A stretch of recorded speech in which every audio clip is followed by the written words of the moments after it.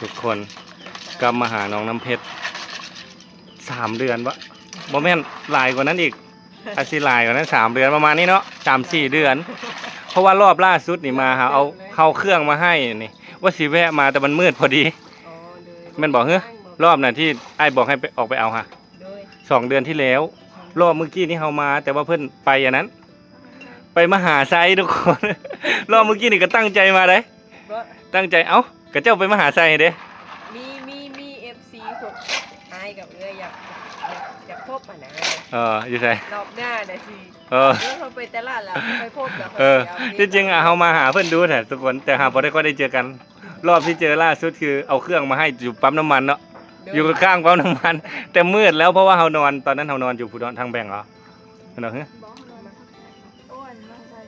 เฮานอนมหาไซรอบนะฮันเพราะว่าเฮาย่านทางนี้มันเต็มบัดใดมันบ่เต็ม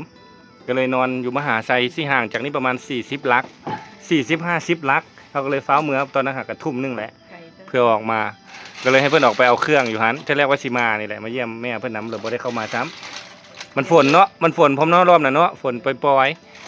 รอบนี้แม่ดีขึ้นแล้วรอบล่าสุดบัดนี้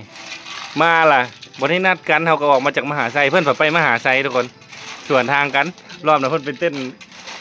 เทคไปเต้นอยู่หน้าเวทีเลยไหมเนาะโมแม่นเลยเนาะคนละที่ไม่ใช่ค่ะบอกก้าวไทยใส่ที่เจ้าฟ้อนนะเอาแต่โดนผู้ใดแต่โดนผู้ใดที่ว่าสาวน้ำเพชรเต้นนะเอาตึ้งลงนี่หรอเรื่องรีโพสแต่โดนละไดให้เห็นแต่โดนหลายเดือนน่าสิงานแต่งงานอย่างสักอย่างอ่ะเต้นด้วยแบบเด้ออายได้ไหมอายนี่เราเมื่อนี้มาซื้อหอยหอมมาทุกคนหอยหอมมาให้เพื่อนล้างเพื่อนสินึงน้ำจิ้มรสเด็ดเนาะแจ่วรสเด็ดบัดใดเฮาบัดกินบ่เป็นบ่เคยกินเลยเอามามีไม้จิ้มแก้วหรอแล้วก็แกกินเลยคือแต่ก่อนได้กับบ่ค่อยกินดอกเอามาลาวแล้วหลดกินนะข้าเจ้าแล้วหลดแซ่บเลยแซ่บหลายซื้อ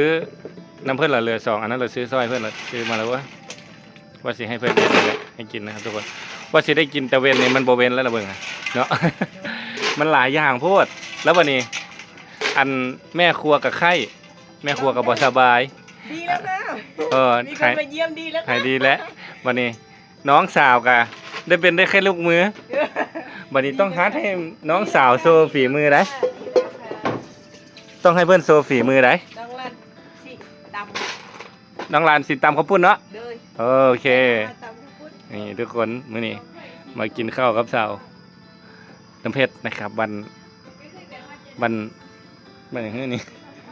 บรรทัดนะครับบรรทัดกระบงนะครับบรรทัดนะเอามากินข้าวแรงนำกันทุกคน